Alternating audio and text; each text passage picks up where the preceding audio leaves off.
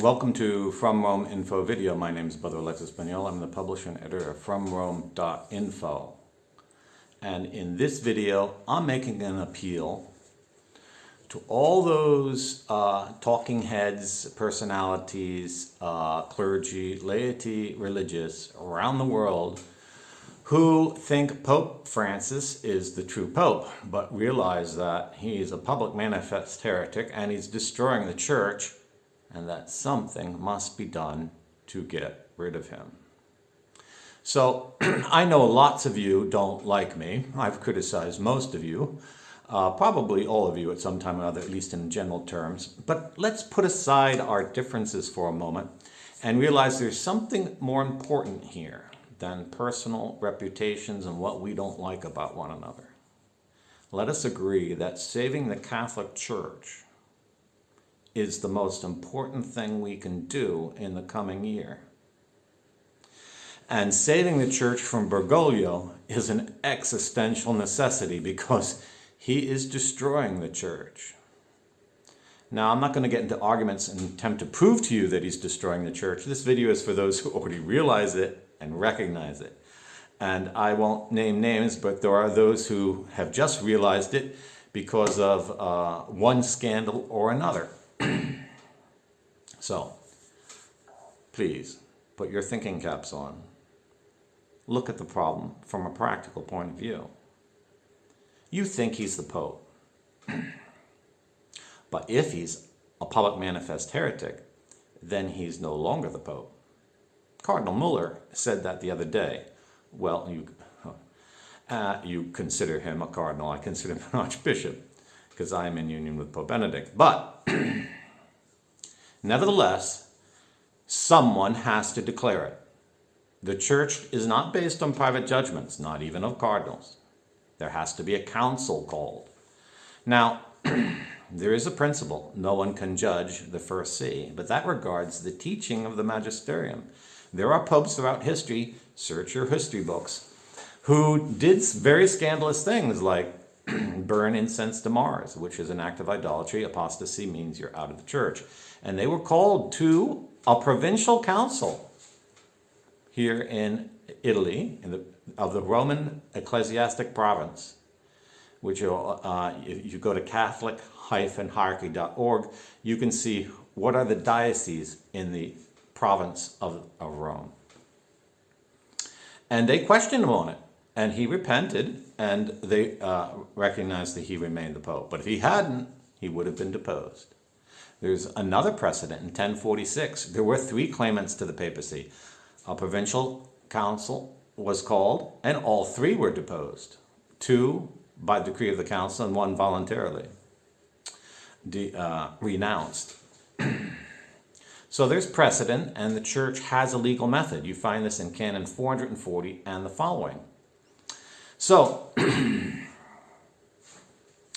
here is where I ask you to consider the good of the church, which is greater than any personal disagreement you have with those of us who think Benedict's the Pope, or me personally. Let's put that aside and be Catholics who truly love Christ and his people. And let us realize there is a legal way to convene this council. And you could convene it by asking the bishops to depose a manifest heretic, or at least publicly reprove him and ask him to recant.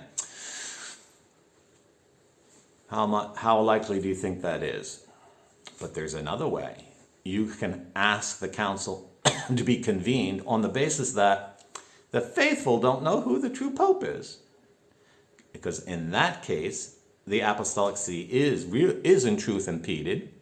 And if the apostolic see is impeded, then in Canon 440 and the following, the bishops of the Roman province on their own authority can call a council.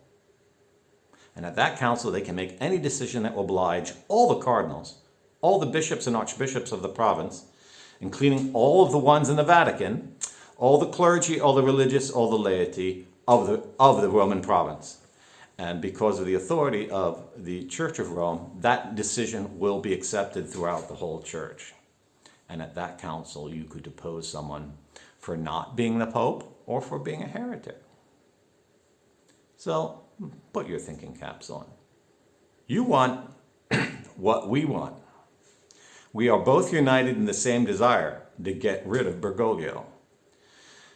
Whether you believe Benedict's the Pope or not doesn't matter in this fight. What matters is that we unite, because together, I believe we can, as the laity in virtue of Canon 212, obtain this.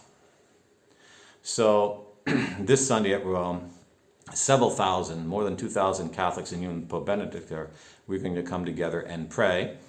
And I will transmit that one from Rome if you want to see how many Catholics actually are in our faction. But nevertheless, I ask each of you personally to go into your room and close the door and pray to our Lord Jesus Christ. And ask, what is worse? Letting Bergoglio destroy the church, or organizing or joining with Catholics in Italy in calling and insisting the convocation of a provincial council to depose someone who's not Pope anymore or who never was. So don't look at the money that's coming in your coffers. Don't look at your apostolate. Don't look at your reputation. I ask you to rise above all of that and consider one thing: Christ's church and its salvation. And I call this appeal the Sutri Initiative, because in 1046 at Sutri, a provincial council was held that deposed 3 popes.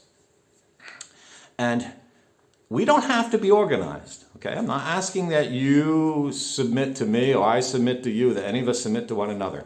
Just adopt the name Sutri Initiative and start writing a petition and start collecting signatures and mail it to all the bishops in the Roman province. You can find their addresses at catholic-hierarchy.org. And if we can flood every bishop with hundreds of thousands of petitions, I think we will get our council, because it's becoming clearer and clearer to everyone in the church that this man Bergoglio is he's off every possible rail there could possibly be. So please consider this appeal. The Sutri Initiative, I'm not going to give you directions on how to do it. Just adopt that name and start insisting for the convocation of such a council. God bless. Ave Maria.